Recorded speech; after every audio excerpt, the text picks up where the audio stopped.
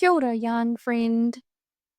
I often think of November as the last viable month of the year because trying to achieve anything in December feels like dancing with two left feet and no beat. And January, who gets anything done in January? So, unless I'm feeling particularly motivated, this will be my last virtual cuppa for 2025, and I may not surface in your inbox until February or maybe late January. Next year will be the first time in quite some time that I'll be working in January, courtesy of my part-time mahi. While I'm sad about losing some of my traditional downtime, I'm kind of hoping it means my brain might be back online a bit earlier and that I'll have some creative space to work on non-yarn projects that have been neglected. I got a message out of the blue from an old friend, which reminded me about my octopus plans for a yarn project, but also for a fairy tale I started writing back in 2012. We used to email each other at work, and one day she says to me, "Tell me a story." And I start writing about this little princess who loses her mum and gets captured by a dragon. Except it got too big for me to cobble together on work time, so I sent it to myself and kept chipping away at it. I built in as many people as I could into the characters, and at one point I ran out of characters, so another friend got to be a river.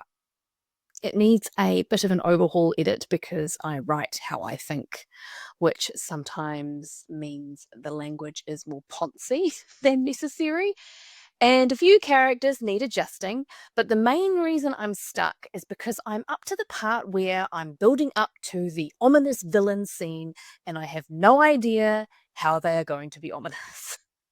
Anyway, it's back on my radar, so now it'll be something to ponder before I go to sleep at night, and I'm looking forward to when the build up and downfall reveals itself to me.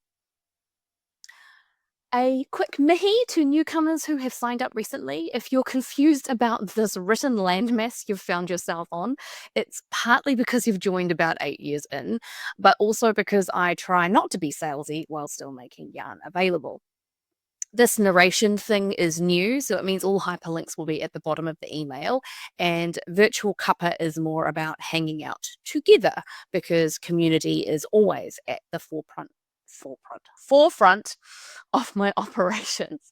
That said, yarn requests are welcome anytime. Inbox is open 24/7. Responses may be delayed, but if it's in my inbox, it will stay there until I can provide proper attention. Honestly, I'm kind of proud of my inbox. It is a Gmail one, and I have managed to keep it under 50, so there is only one page of email reminders to glare at me when I log in. Which randomly reminds me of Rex, who I lovingly refer to as my Deletosaurus. He thrives on completed emails. For me, done equals delete. He's been in hibernation for a bit, but maybe I can knit myself a little dino monster and make it a sign that says feed me and leave it at home because we all know that I have failed miserably at being a mascot mother. Moving on. In project news, I am still riding the finished things wave and have finally completed what I call my shrigardigan. It didn't quite fit the way I thought it would, but it's ridiculously cozy, being half alpaca, and I'm thrilled that it is finished and wearable, in time for summer. Next up is tackling some cushions I wanted to make, but I'm currently dealing with zips, so I have a feeling I'll be pondering those for a while before the stitching starts. What I have done though is split up a giant chart for a shadow knit shawl so that the squares are easier to see, and once I figure out what line I'm up to, I might be able to finish my Monstera illusion shawl, which has openly begging for my attention, but has been an absolute beast on my eyesight. Speaking of which, I think I'm due to return to the optometrist for a checkup, so I'll be chucking that in my Finch app to hold on to, as that has been the most effective tool I've found to keep track of life admin, among other things. It did also help me get my camera in for repair. Also motivated by a friend pointing out that waiting too long would mean that parts get more expensive. Then more recently, I met up with some biz buddies, and one is also a photographer, and in talking about this, she said she used a camera repair place in Penrose, and I was like, that's way closer than the North Shore, where the Canon photo based. And then I caught up with a friend who has been meaning to book in for family photos, which prompted me to add fixed camera to Finch and scheduled it for the following Friday. After a bout of bad weather, I was thinking it would get pushed out, but that Friday dawned sunny and bright, and I was like, right, this is happening. And I got myself dressed for being in public, and now my camera is getting a clean, and the rattling lens is going to be de-rattled, and the half press for autofocus will work again. Yay! And then I can confidently put together a little photography offer for locals over the summer, as that would be a nice way to earn some extra putia without having to travel too far. Lol, says the person trying to rustle up a national tour. I don't know how far south I'll manage to get, but I am hopeful of getting back on the road next year with all the squishy treasures.